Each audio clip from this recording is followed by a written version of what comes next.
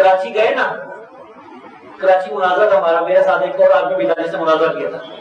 تو خیر مفتی حبیب اللہ جو جس سے مناظرہ ہوا تھا ہمارا جمعے پر، وہ کہتا تھا جمعہ گاؤں میں نہیں ہوتا، اور ہم کہتے تھے گاؤں میں جمعہ ہوتا ہے. تو مناظرہ کر کے ہم آ گئے. پھر مناظرہ ہو گیا جی بدین میں.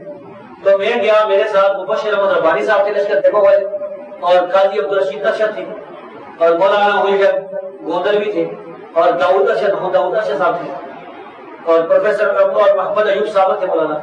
تو ہم صاحب گئے نہیں بدین مناظرہ. تو وہاں ہمارے ساتھ وہ جس نے مناظرہ باندھا تھا وہ تو مناظرہ ہوا نہیں، بھاگ گیا. مفتی حبیب اللہ جو تھا اس سے مناظرہ ہوا.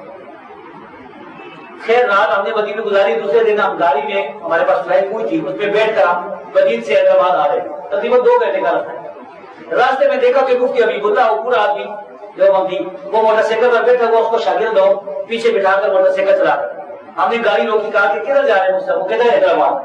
ہم نے کہا ہمارے ساتھ بیٹھ. وہ ہمارے ساتھ بیٹھے.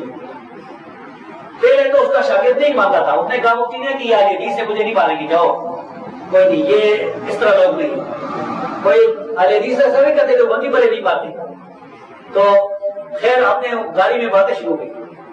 تو مفتی حبیب اللہ نے کہا مجھے کہ میں یہ سمجھتا ہوں کہ گاؤں میں جمعہ ہوتا ہے، میں نے یہ فتویٰ بھی دیا ہے. تمہارے ساتھ جو مناظرہ میں نے کیا وہ ضد میں کیا تھا، جو بندی مسئلہ کا مسئلہ ضد میں آ کر میں نے مناظرہ کیا، ورنہ میرا بھی یہ عقیدہ کہ گاؤں میں جمعہ. پھر میں نے اسے کہا کہ اچھا اگر ایک آدمی کہے کہ قبر کے پاس جا کر قبر والے سے کہے کہ قبر والے میری مدد کر، مجھے رزق روٹی نہیں ملتی کوئی کھانے کے لیے دے، تو قبر سے آواز آ کے تجھے رزق ملے گا. میں یہ اسے کہتے کہتے میں نے کہا کہ تھامی صاحب نے لکھا ہے. تو اس نے تھوڑی دیر سر جھکائے رکھا. سر جھکانے کے بعد اس نے ہنس کر کہا کہ اگر آپ تھامی صاحب کا نام نہ لیتے تو میں کہتا یہ مشرک ہے. اب بتاؤ کہ میں کیا فتویٰ لگاؤں مشتاق پر؟ یہ تو میری اکابت کی بات.